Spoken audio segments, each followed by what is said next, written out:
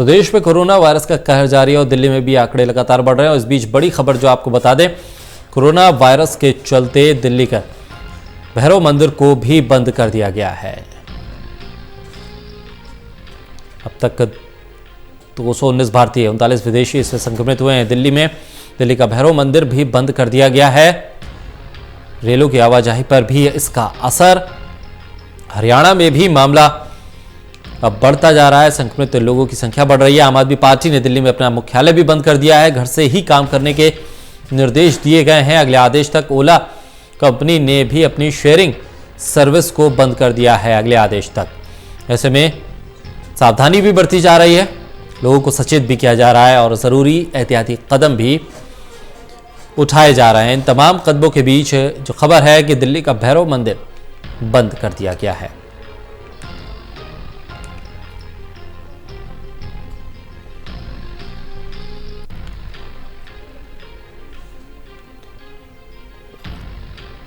हमारे सहयोगी इस वक्त ललित नारायण कांडपाल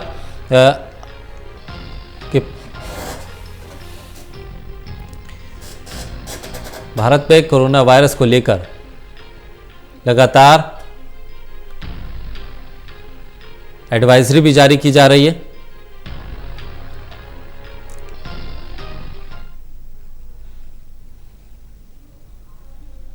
जो ट्रेनें हैं उनकी आवाजाही पर भी असर है। हालांकि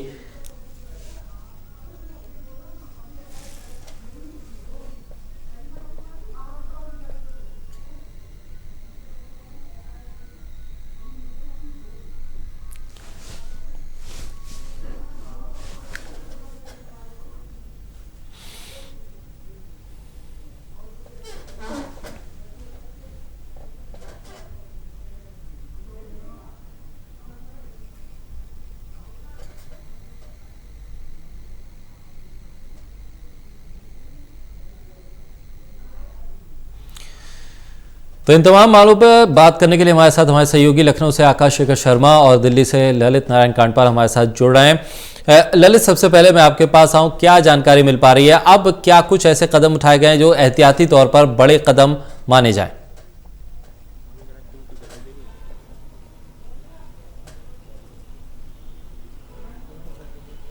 देखिए, आज एक तो सबसे पहले स्वास्थ्य मंत्रालय की ओर से एक एडवाइजरी जारी की गई है जिसमें कि जो टेस्ट कराने के नियम हैं वो बदल दिए गए हैं।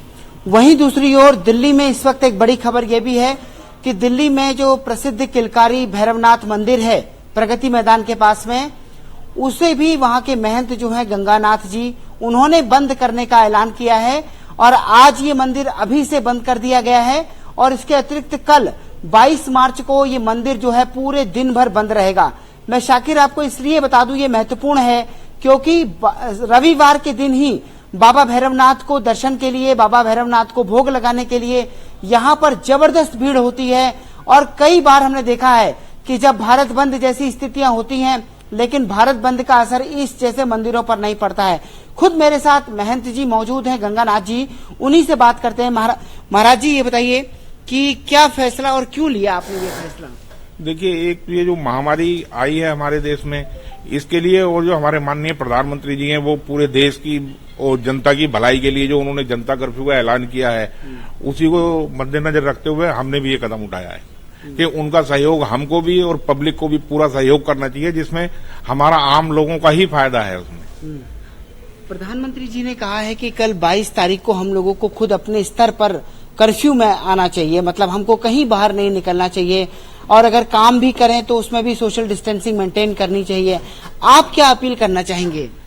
मैं यही कहूंगा जनता से कि जितना सरकार या जो हमारे ये हैं चिकित्सक अधिकारी जो बता रहे हैं कि भाई हाथ धोइए, दूर रहिए, पास से बात मत करिए, उन सभी जो है उनका आदेश का पालन करें उसके साथ। लेकिन एक बात और भी है कि कल रविवार के दिन यहाँ पर काफी भीड़ होती है और सरकार की तरफ से कोशिश ऐसी हो रही है कि कहीं पर भी भीड़ इकट्ठा ना हो, तो आपने क्या फैसला किया है?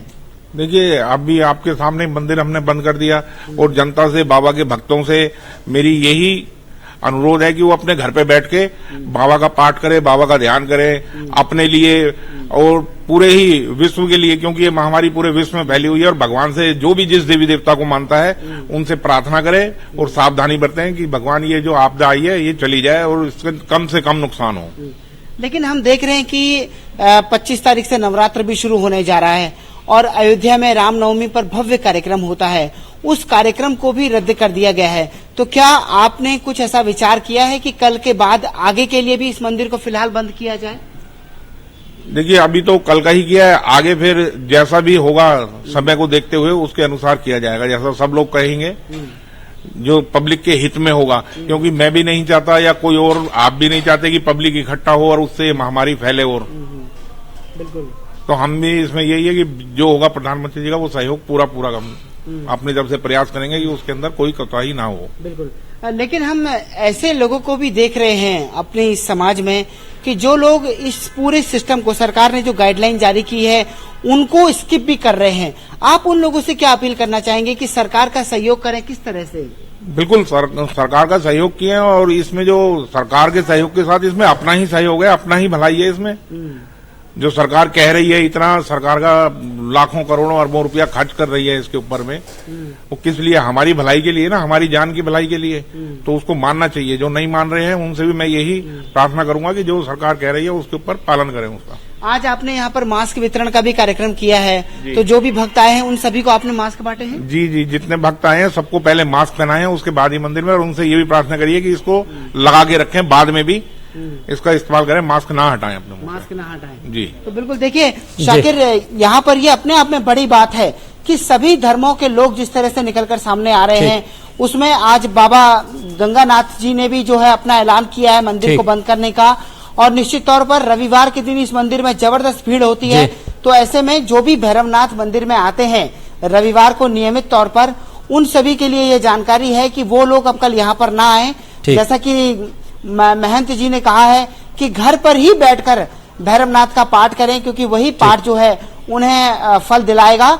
और कल के दिन में सबकी जिम्मेदारी यह है कि एक साथ मिलकर आगे बढ़ें और कल के दिन में कोई भी सांप बाहर ना निकले, अपनी सोशल डिस्टेंसिंग को मेंटेन करें। जी ठीक है, ललित आपके पास आए। अब आकाश का रुख करते हैं लखनऊ। आकाश, आज मुख्यमंत्री की प्रेस कॉन्फ्रेंस हमने सुनी, कई कदम उन्होंने उठाए हैं, खासतौर पर उन मजदूरों को भी भत्ता देने की बात कही है जिनका काम प्रभावित होगा। कल भारत बंद है, उसके बाद तमाम तरह की स्थिति जो बन रही है लखनऊ में, खासतौर पर किस तरह से चीज़ों को डेवलप किया जा रहा है, आइसोलेशन वार्ड्स को लेकर क्या स्थिति नजर आ रही है, साथ ही जब कल भारत में जिस तरह की स्थिति है उसको लेकर जनता कर्फ्यू का ऐलान है, ट्रांसपोर्ट को लेकर क्या स्थिति रहेगी और खासतौर पर मुख्यमंत्री के जो तमाम ऐलान है? देखिए साकिब, जिस तरीके से अगर सारी ओवरऑल बात करें कोरोना वायरस को लेकर के जो एहतियात बरते मुख्यमंत्री ने जो कहा है वो ये है पूरी तरीके से कि जो रेहड़ी वाले हैं या जो मजदूर है, जो खास तौर पे जिनसे डेली का जो है काम करना होता है और डेली जो है तो उनका जो है अन्न कमाने के लिए वो निकलते हुए काम करते हैं, ऐसे करीब 11 लाख मजदूरों को चिन्हित किया गया है। और साथ ही में तकरीबन 1.25 लाख लोगों को जो है इसमें जो है 1,000 रुपये जो है उनको प्रति माह के हिसाब से जो है यूपी की योगी सरकार देगी। और सबसे बड़ी बात ये जिस तरीके से उत्तर प्रदेश में जहाँ पे खास तौर पे जो भी मरीज कोरोना वायरस के पाए गए हैं या संदिग्ध पाए गए हैं वहाँ पे कॉर्डन ऑफ किया गया हुआ है, बाकायदे वहाँ पे आइसोलेशन किया गया हुआ है। और सबसे बड़ी बात ये है कि लखनऊ में मॉल्स बंद किए गए, पूरे प्रदेश में मॉल्स बंद किए गए हैं, मार्केट सारी बंद कर दी गई है जरूरी सामानों को छोड़ करके, जैसे कि मेडिकल स्टोर की अगर बात करें या सब्जी की दुकानों की बात करें या जो रोजमर्रा की चीज़ें हैं, खाद्य पदार्थों से रिलेटेड जो चीज़ें हैं वो दुकानें खुली रहेंगी, क्योंकि किसी भी तरीके का कोई ऐसा पैनिक क्रिएट ना हो कि वहाँ पर भगदड़ जैसी स्थिति हो या एक ऐसी स्थिति पैदा हो जो सरकार भी न संभाल पाए। मतलब साफ है कि आराम से और तरीके से जिस तरीके से योगी सरकार इम्प्लीमेंटेशन करवा रही है ये बाकायदे काबिल तारीफ है। और खुद मुख्यमंत्री योगी आदित्यनाथ ने जो आज बयान दिया उसने ये भी कहा है कि कोरोना वायरस को हल्के में जो लोग ले रहे हैं वो गलत ले रहे हैं, पूरा विश्व इस समय इसकी चपेट में है और इसको मिल करके हम सबको जो है एक सावधानी बरत करके इस सारी चीज़ों का इसका सामना करना है और इसको हराना है। कोशिश ये करनी है कि घर से जब ज़्यादा ही ज़रूरत हो तभी निकलें, अन्यथा घर से मत निकलें। कल जैसे कर्फ्यू जैसी माहौल की अगर बात की जाए तो उसमें भी सीएम ने अपील की है कि इसको जो सफल बनाएं, अपने घरों में रहें, जब कोई काम ना हो तो अपने घर में ही रहें, खास तौर से इस वायरस से डट करके मुकाबला करें और इस वायरस को हराने की कोशिश करें, जिससे पूरा देश नहीं पूरा विश्व परेशान है। जी बिल्कुल। अब ललित आपका रुख करूंगा, जिस तरह से दिल्ली में हालात बने हैं और अब जो आंकड़ा बढ़ रहा है उसको लेकर अब खबर ये भी आई कि आम आदमी पार्टी ने अपने मुख्यालय को भी बंद कर दिया। लोगों से जो वो काम करने वाले कर्मचारी उनसे घर से ही काम करने के लिए कहा गया है। सैनिटाइजेशन को लेकर भी दिल्ली में काम चल रहा है। सभी सरकारी और प्राइवेट जो वाहन है उनको लेकर भी दिल्ली सरकार ने सैनिटाइज करने की जो व्यवस्था की है वो भी चल रही है। फिलहाल अब जिस तरह से जनता कर्फ्यू की बात सामने आ रही है और इस कर्फ्यू में ट्रेनों पर भी इसका खासा असर लग रहा है कि पड़ेगा, क्योंकि रेलवे की तरफ से भी ट्रेनों को रोका जा रहा है। ट्रेनों की शुरुआत ही नहीं होगी, वो ट्रेनें चलेंगी ही नहीं। ऐसी क्या कुछ जानकारी अब सामने आ रही है?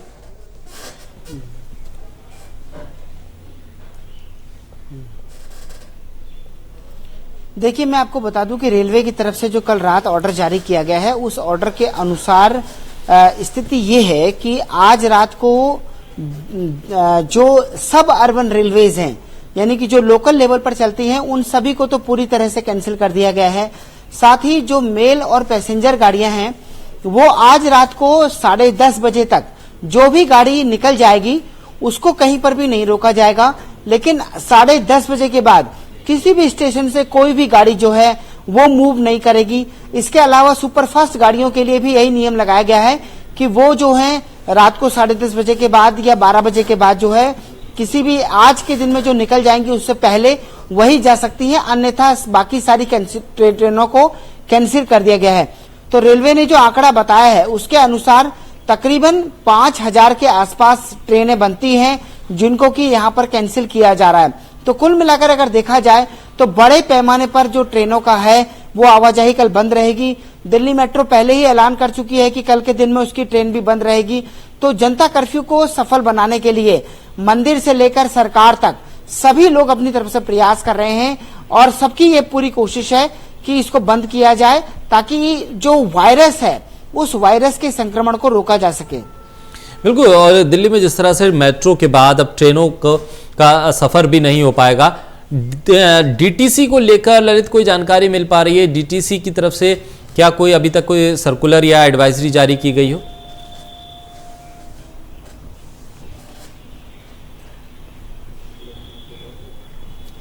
देखिए, डीटीसी की तरफ से अभी फिलहाल कोई जानकारी नहीं आई है और खबर ऐसी है कि सरकार विचार कर रही है कि आखिर डीटीसी को लेकर क्या फैसला किया जाए और उम्मीद की जा रही है आज शाम को मुख्यमंत्री अरविंद केजरीवाल एक बार फिर से प्रेस कॉन्फ्रेंस करने जा रहे हैं। तो उसमें ये तय हो जाएगा कि आखिरकार डीटीसी को लेकर क्या फैसला होता है, क्या सरकार उसको लेकर कोई फैसला करती है या फिर डीटीसी को चलते रहने दिया जाएगा। तो ये अपने आप में एक बड़ी बात होगी। अब देखने वाली बात होगी कि डीटीसी क्या उसको लेकर फैसला किया जाता है। बिल्कुल। और ललित, जिस तरह जनता कर्फ्यू की बात आ रही है और अब बेहद जरूरी होने पर अगर लोग घर से निकलते हैं तो क्या ऑटो की सर्विस मिल पाएगी या उसको भी पूरी तरह से एक तरह से रोका जाएगा, उसको भी नहीं चलने दिया जाएगा?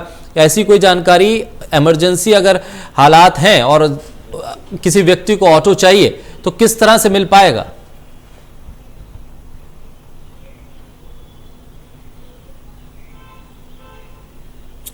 देखिए, इतनी बात तो साफ है कि सार्वजनिक परिवहन को लेकर अभी तक दिल्ली सरकार की ओर से स्थिति साफ नहीं हुई है।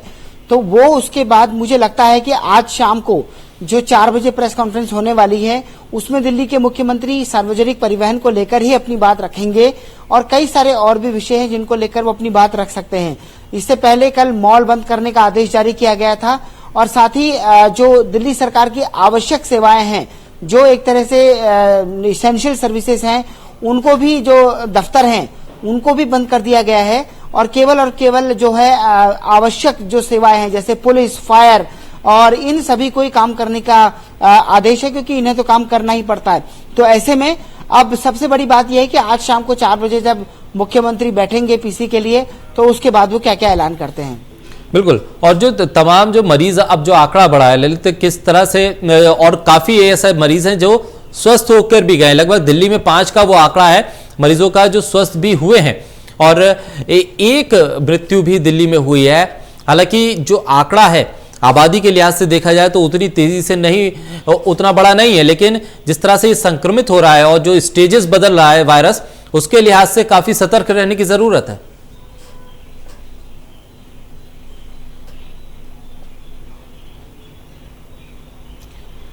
देखिए, कई जानकार लोग कह रहे हैं कि आपको इस वायरस से घबराने की स्थिति इसलिए नहीं है, प्रिकॉशन लेना है लेकिन घबराना नहीं है। वो इसलिए नहीं घबराना है क्योंकि दुनिया भर में जो कोरोना से मरने वालों का प्रतिशत दर है वो सिर्फ और सिर्फ 3% है। तो ऐसे में हम देख रहे हैं कि जहां कहीं भी मौतें हुई हैं उनमें ज्यादातर लोग वही हैं जो सीनियर सिटीजन हैं। सीनियर सिटीजन के लिए, उनके लिए बड़ा ये खतरनाक स्थिति है, उनको ज्यादा एहतियात बरतने की जरूरत है। और सबसे बेहतरीन बात यह है कि आपको इस जानकारी को मिलने के बाद एक तरह से लापरवाह नहीं होना है, आपको अपना प्रिकॉशन लेना है, एक्स्ट्रा प्रिकॉशन लेना है, क्योंकि इस वक्त हम एक ऐसे फेज में हैं जहां पर हम स्टेज 2 से स्टेज 3 में कभी भी जा सकते हैं। तो इसीलिए प्रधानमंत्री नरेंद्र मोदी ने कल 22 तारीख को बंद का ऐलान किया है, जनता कर्फ्यू का उन्होंने ऐलान किया है कि सभी लोग आगे बढ़कर सामने आए और इस वायरस को तकरीबन 36 घंटे का इसको एक तरह से मूवमेंट बंद कर दिया जाए। तो यानी आप ये समझिए कि जहां तक मैं समझ पा रहा हूं 36 घंटे तक अगर लोग अपने घर से बाहर नहीं निकलते हैं तो कई वायरस जो है वो खत्म हो जाएंगे, संक्रमण बिल्कुल नहीं होगा, इधर से उधर नहीं होगा, उधर से इधर नहीं होगा। तो इस बात को समझने की आवश्यकता है कि ये कदम सरकार की तरफ से क्यों उठाया गया है। इसीलिए कहा जा रहा है कि अगर आप अपनी सोसाइटी में भी रहते हैं तो बिल्कुल सोशल डिस्टेंस मेंटेन करें, अपने पड़ोसी से ना मिलें, पड़ोसी आपसे ना मिले, क्योंकि अगर ये कार्यक्रम अंदर ही अंदर चलता रहा तो फिर कोई फायदा नहीं होगा।